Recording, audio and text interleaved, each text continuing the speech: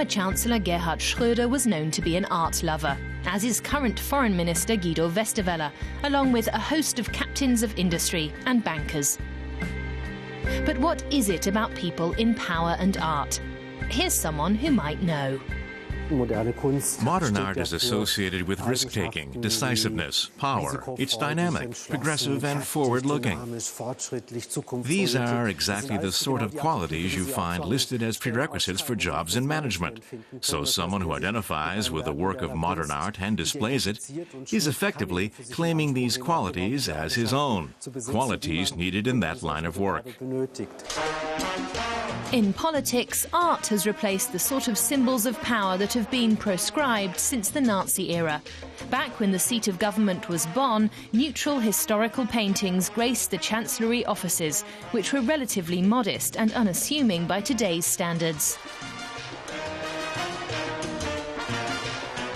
When the government moved to Berlin after reunification, attitudes changed and the trappings of power were spruced up. Not only was the Chancellor's office much larger, there was a white wall behind his desk that positively cried out to be filled.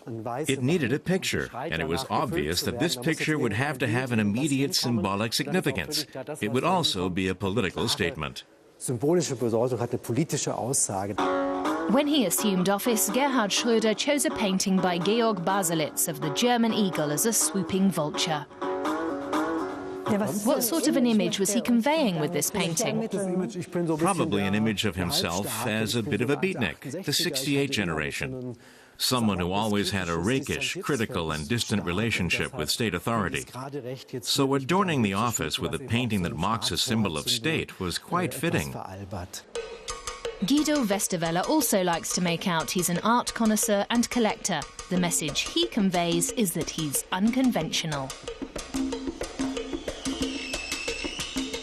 Sometimes this can backfire. Can you give me some examples? When Guido Westerwelle poses with Ottmar Höll's two gnomes, then it's obviously tempting to see him as the third gnome.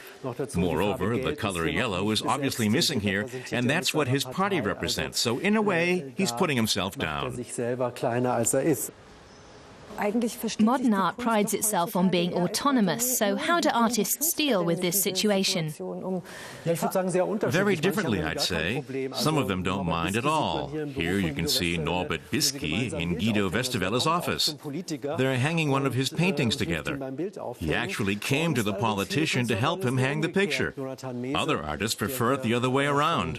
Jonathan Mese is seen here receiving a prize from Westerwelle and commenting about the event with the statement, "Politics always needs to come to art, never the other way around."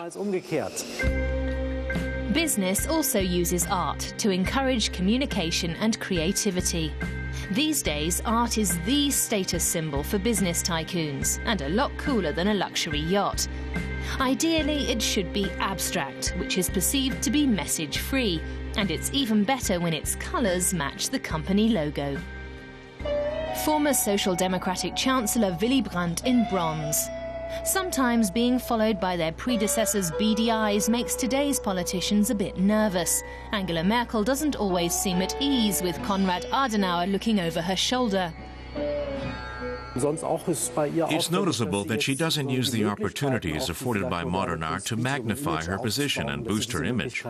But in a way, this can work to her advantage.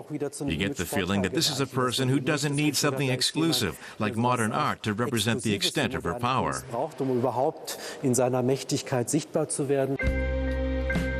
But one day, she too will be an oil painting gracing the walls of the Chancellery.